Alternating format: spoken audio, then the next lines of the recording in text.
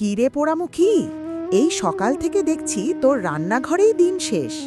এই একটা কাজ করতেই যদি সকাল পেরিয়ে যায়, তাহলে এই বাড়ির বাকি কাজগুলো কখন করবি বলতো? এই ঘরে বসে বসে খাবার লোক আমি রাখি না। আমার সময়েও কত কাজ করেছি, কখনো কারো কাছে কথা শুনতে হয়নি। না মা, শুধু রান্নাটাই বাকি। ভোরেই ঘর ঝাড় দিয়েছি, বাসন কোসন ধুয়েছি, মেয়েটাকে গোসল করিয়ে কাপড় পরিয়ে স্কুলের জন্য তৈরি করেছি। আজ একটু দেরি হচ্ছে, কিন্তু বিশ্বাস করো মা, আমি কোনো কাজ ফেলে রাখি না। এই দেখ মা, প্রতিদিন একই কথা, একই কান্নাকাটি। যে কাজ জানে তার আবার এত কথা কেন? কাজ করলে কথা কম হতো, আর কাজ না পারলে হাজার অজুহাত। ঠিকই তো বলেছে। বারান্দায় যে কাপড়গুলো কাল থেকে পড়ে আছে, ওগুলো কি তোর মরা মা এসে ধুয়ে দিয়ে যাবে, নাকি সব কাজের জন্য আলাদা সময় চাই তোর? এই বাড়িতে এমন বিলাসিতা চলে না। তা কেন মা? আমি নিজেই করব সব। এক হাতে রান্না, এক হাতে মেয়ের দেখাশোনা, তারপর ঘরের সব কাজ।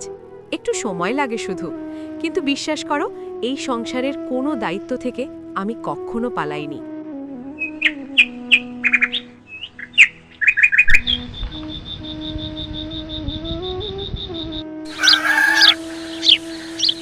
মা, আমার খুব ক্ষুধা লেগেছে। কালও ঠিকমতো খাইনি, আজও কি দেরি হবে? আমি আর সইতে পারছি না মা। চুপ কর সোনা, মা আছে তো। একটু ধৈর্য ধর, আমি এক্ষুনি তোকে খেতে দেব। তুই আগে জলটা খা, মা 1 মিনিটেই ভাত বের করে দিচ্ছে।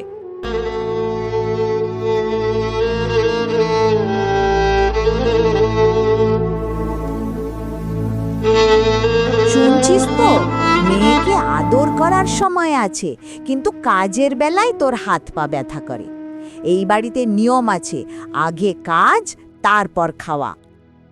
মা, ও তো বাচ্চা, খিদে লাগলে কাঁদবেই। ওকে একটু খেতে দিলে কাজ তো থেমে যাবে না। আমি আবার সব গুছিয়ে নেব। আহা, কি মায়া! মেয়েকে নিয়ে এত দরদ।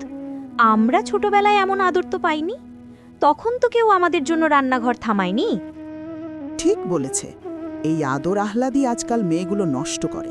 কাজ শিখবে না, কষ্ট বুঝবে না, তারপর বড় হয়ে মায়ের মতোই অজুহাত শেখে।